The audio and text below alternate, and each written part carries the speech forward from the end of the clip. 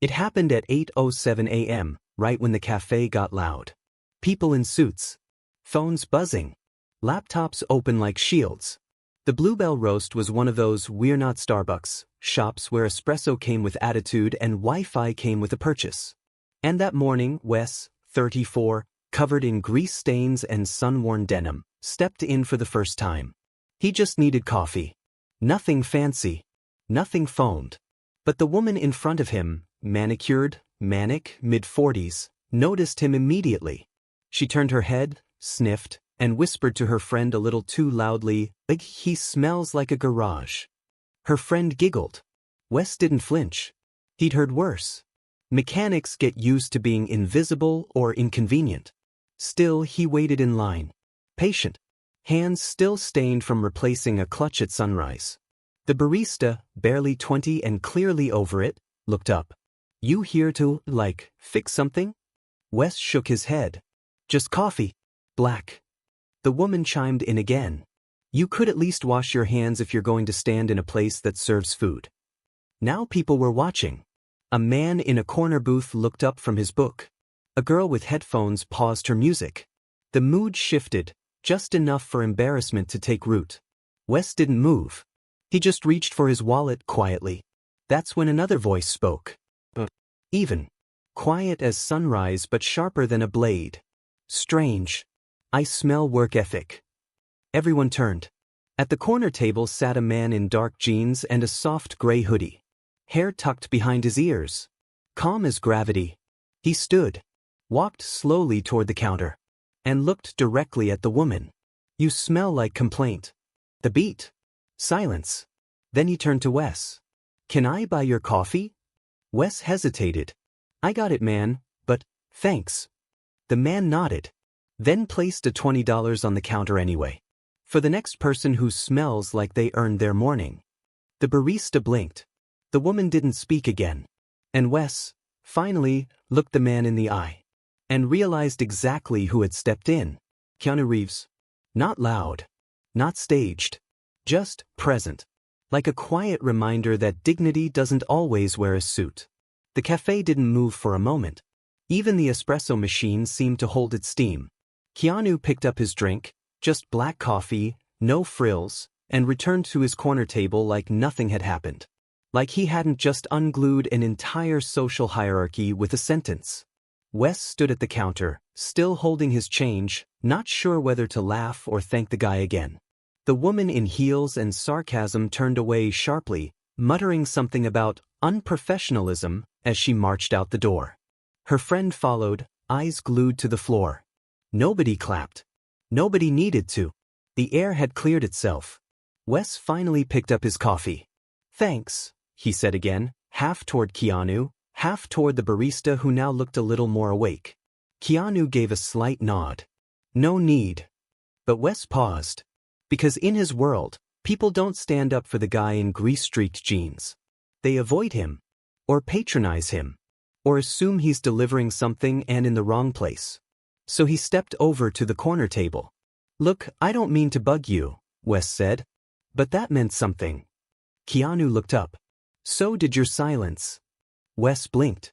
"Most people argue. Defend themselves. You just stood there. I've learned there's power in not apologizing for being exactly who you are." Keanu gestured to the chair across from him.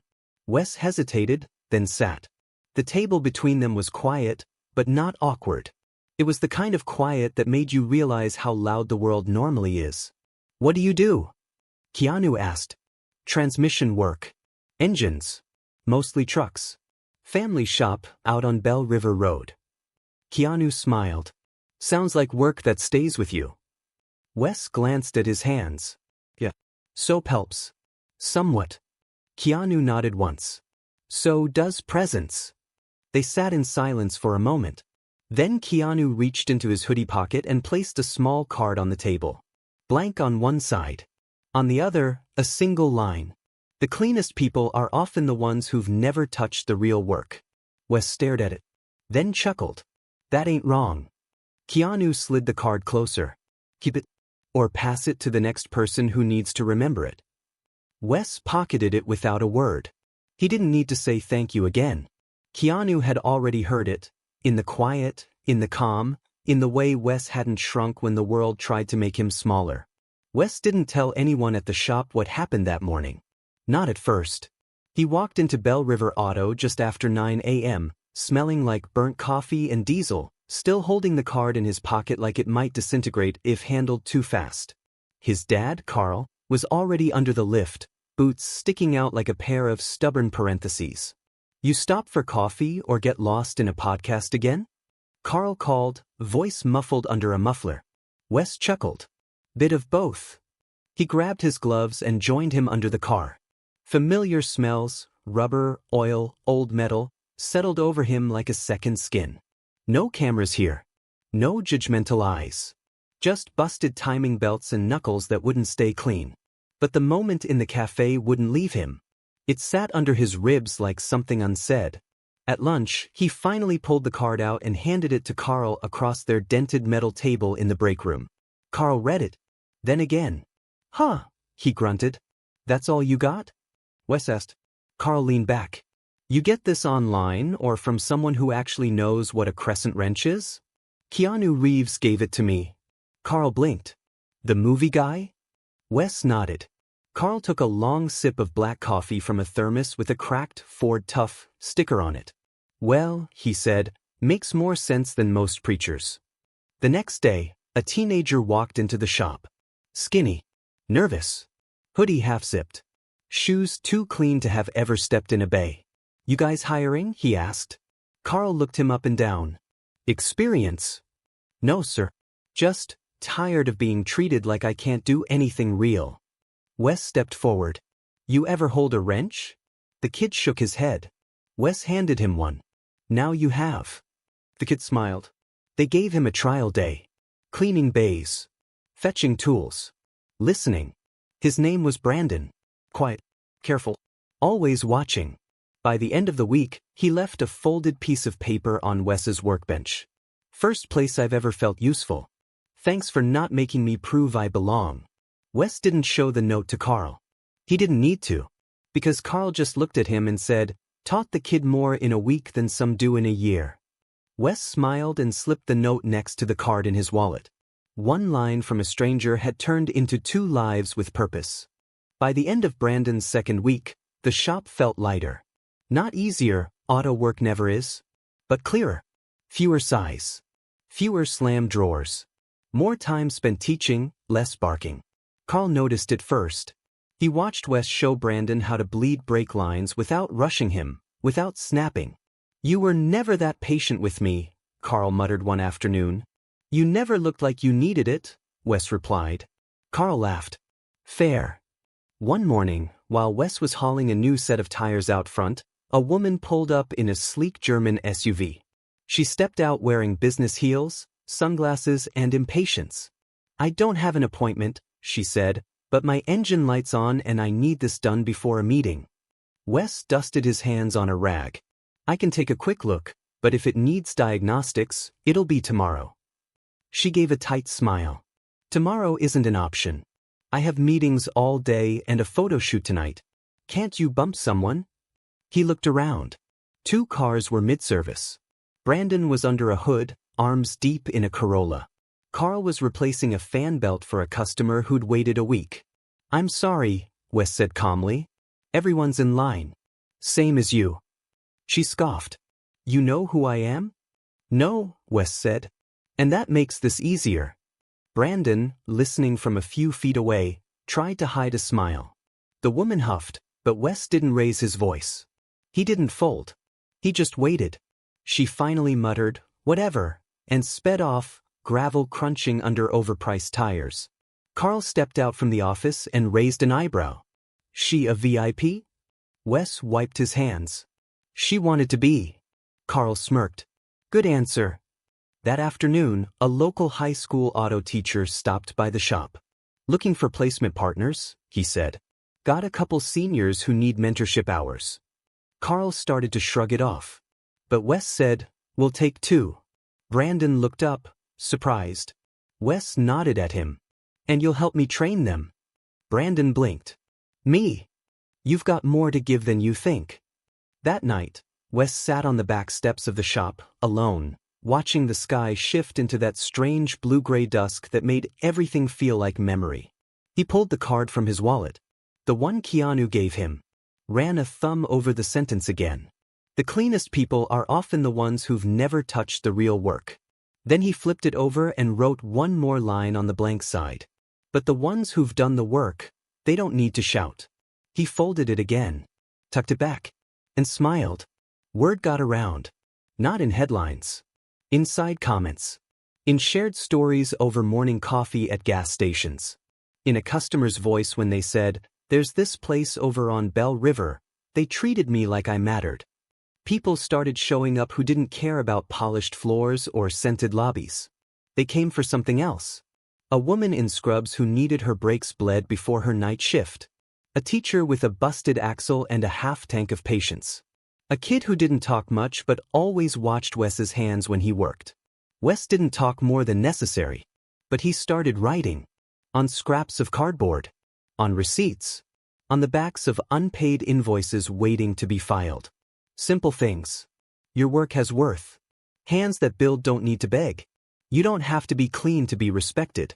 He didn't sign them. He just left them. In glove boxes. On passenger seats. Between pages of car manuals. And one by one, people started leaving things behind too. A note scrawled on a napkin. "You're the first person who looked me in the eye when I walked into a shop." A $10 tip wrapped in a sticky note. Not for the service. For the dignity. Brandon saw all of it. Started writing his own notes too. Mini Wes quotes, he called them. Wes just smiled. And kept working. One rainy Tuesday, a sleek black car pulled up, quiet, clean, and familiar. Wes didn't see the driver at first. He was under the hood of a Honda with a bad alternator, humming to himself as he tightened the belt. But then he heard the voice. But even. Exactly the same. You ever drink a second cup of bad coffee just for the peace of it? Wes straightened.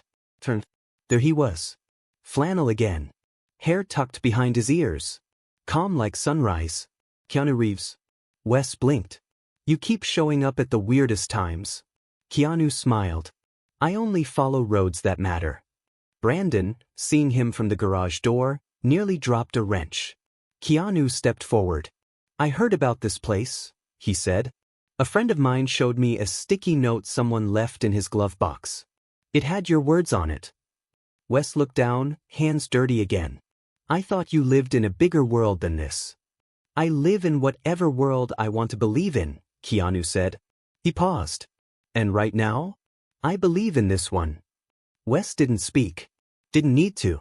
Because sometimes the loudest gratitude is what doesn't have to be explained. They didn't go inside. Just stood near the open garage, under the overhang, the scent of wet oil and fresh rain between them. Keanu looked around. Places like this, he said, remind me what kind of noise the world forgot to listen for. Wes raised an eyebrow. And what kind is that? Keanu gestured to the hum of the lift. The clatter of a dropped socket. Brandon swearing under his breath after hitting his knuckles. Again. This kind, Keanu said. Honest noise. Wes chuckled. We don't usually get compared to philosophy. That's because you're too busy doing. Brandon approached slowly, trying to be subtle and failing completely. His eyes wide. Keanu turned. You must be Brandon. The kid's voice cracked. Why, yes, sir. Keanu grinned. Sir, me. I'm just visiting. Brandon looked at Wes. Is he, for real? Wes nodded. Has been since coffee. Keanu reached into his back pocket and pulled out a folded piece of paper. Held it out to Brandon. The kid took it like it might burn. You're not invisible if someone is watching with respect. Brandon blinked. Did you write this? Keanu shook his head. He did. He pointed at Wes. Brandon looked stunned. And Wes? Wes just stared at the floor for a second, processing that. Keanu stepped forward. Do you know how rare it is, he said, to see someone do the work and never ask the world to applaud? Wes shrugged. I don't need applause. I know, Keanu replied. That's what makes people follow. The two stood there for a long moment. Rain softening into mist. time slowing without asking permission. Then Keanu reached into his coat and handed Wes something small. A new card. Different from the first one. Embossed with a faded silver edge. One sentence. Fixing things with your hands is noble. Fixing people without touching them? Rare. Wes read it once. Then twice. Then slipped it into the same wallet that still held the first card. He didn't say thank you. Keanu didn't wait for one. Some debts are paid in silence. The shop didn't change overnight. But the way people showed up did. Brandon started arriving early. Sweeping without being told. Fixing the coffee machine like it was sacred. Customers lingered longer. Not to complain. Just to talk. A school counselor dropped by, asking if any of her students could intern. Wes took her card. Even Carl, gruff, skeptical, allergic to anything that sounded like emotional growth, started letting compliments slip through like bolts through fingers. You handled that customer well, he muttered after Wes de-escalated a tense refund. Didn't used to have that kind of calm. Wes smirked. Guess I leveled up. But it wasn't just calm. It was clarity. He didn't fix cars anymore just to get through the day. He fixed people's worry. Their fear. Their belief that no one cared if their world broke down. Then came the morning it cracked. A man in a sharp gray suit pulled into the lot in a Tesla. Chrome wheels, perfect shine, a license plate that read Tony. He stepped out like he was stepping onto a TED stage. Carl spotted him first. You know this guy? Wes nodded once. Unfortunately. His name was Reed Langston. Ex-classmate. Now a self-made consultant who sold digital seminars and motivational merchandise. He used to laugh at Wes's lunchbox in high school. Now he smirked like he still could. Didn't think I'd find you here, Reed said, sunglasses still on. Well, no, I did actually. Wes didn't rise to it. You need something? Reed looked around the shop. Actually, I'm doing a campaign on American work ethic. I'm filming short docs, 2-minute clips of real grit. You'd be great for it. Wes blinked. You want to film us? Yeah, just like grease stains, turning wrenches, maybe a shot of you giving advice to the camera. Quick edit, subtle piano music. You'll be viral by next week. Wes stared. Reed tapped his phone. You could really rebrand this place. Carl muttered. We weren't aware we had a brand. Brandon stood behind the tool cart, silent, tense. Wes looked Reed square in the eye. We're not content, he said. We're not props. Reed's smile faded slightly. Look, I'm giving you exposure. Wes folded his arms. We don't need exposure.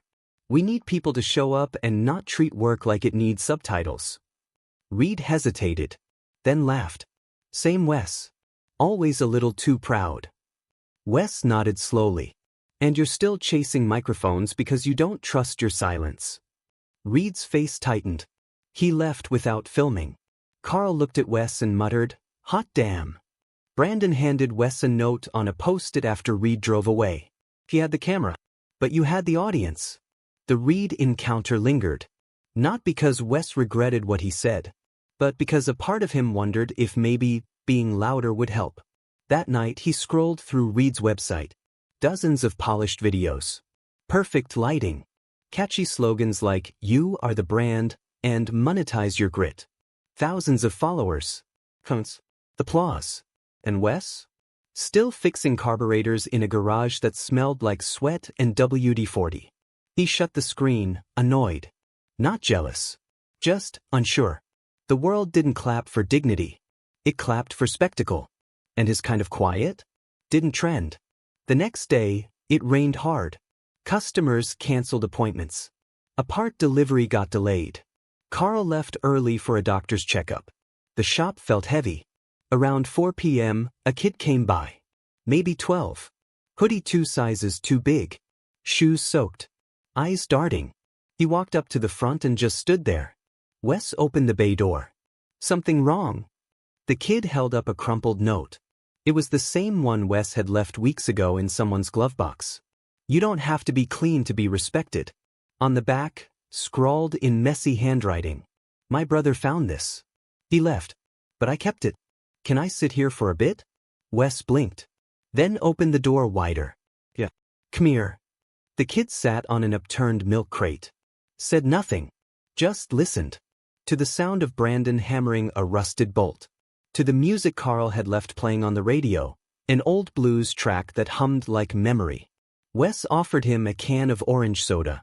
The kid took it with both hands like it might slip away. They didn't talk. But an hour later, when the rain eased, the kid stood. Thanks, he mumbled. Wes nodded.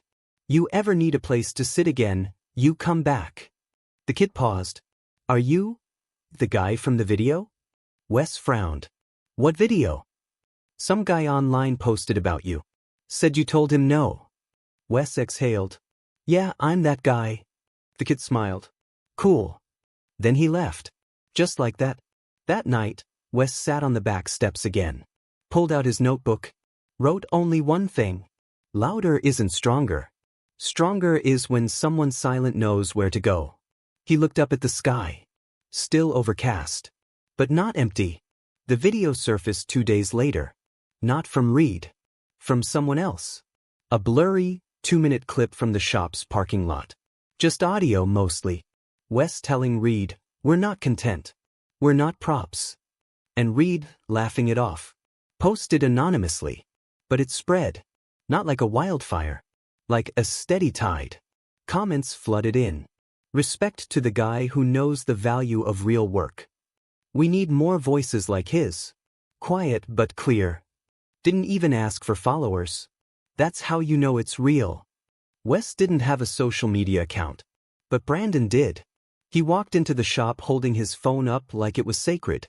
Bro, you're kind of a movement now. Wes raised an eyebrow. I what?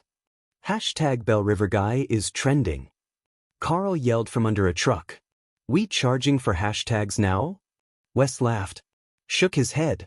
But something settled in his chest. A strange calm. Not pride. Just confirmation. That saying no, to noise, to spectacle, to the easy path, had quietly become a yes for someone else. Later that day, a woman in a faded denim jacket stopped by with a flat tire. Wes patched it for free. When she left, she handed him a folded napkin. Inside, I watched the clip.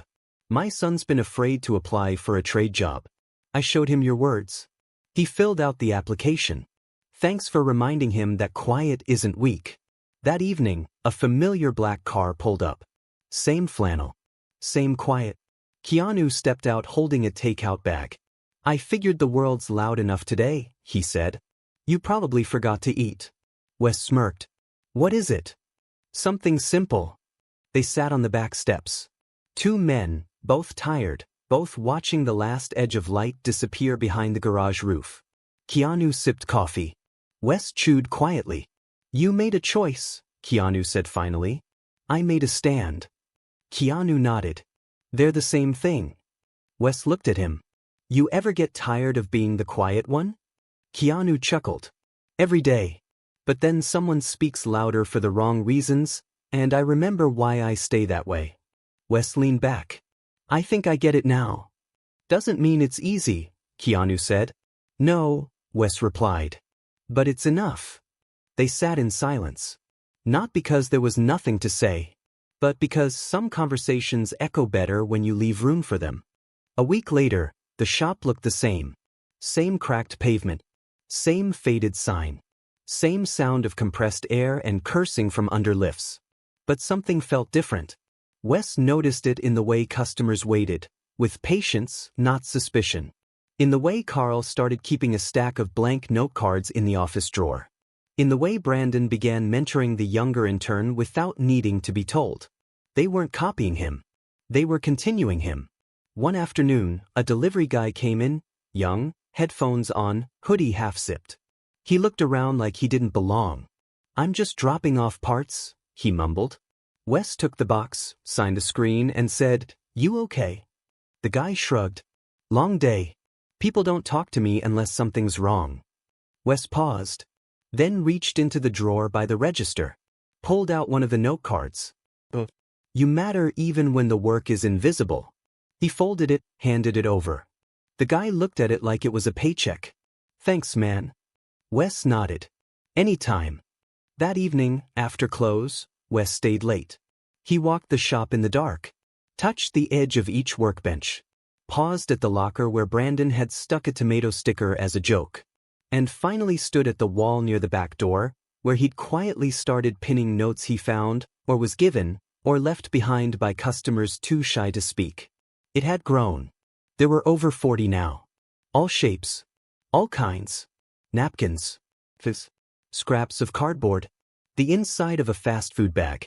Each one with a sentence. Some shaky. Some precise. All honest. He added one more to the bottom corner. People don't follow noise. They follow steadiness. Then step back. And for the first time really saw it. A wall not of paper, but of proof. That kindness leaves fingerprints. And silence? Sometimes it's the only sound that stays. 3 weeks later, a kid walked into the shop with no car, no appointment, and no confidence. He was maybe 16. Skinny. Calloused hands. Nervous voice. "You guys, need help?" Wes looked up from the counter. "You looking for work? I could sweep. Or clean. Or learn stuff." Wes nodded. "You got a name?" "Marcus." Wes handed him a broom. "Start there. Stay curious." The kid blinked. "That's it." Wes smiled. "That's everything." At the end of the day, Marcus hesitated by the exit. He pulled a folded paper from his pocket. Creased. "Someone gave me this," he said. "Said if I ever felt useless, I should come find whoever wrote it." He handed it over. Wes opened the note. It was his. One of the first. "Your work has worth. Even when no one claps." He didn't remember who he gave it to. Didn't need to. Because it had traveled. Hand to hand. Pocket to pocket. Until it found someone who needed it. Wes looked up. "Welcome to Bell River." Marcus smiled for the first time that day.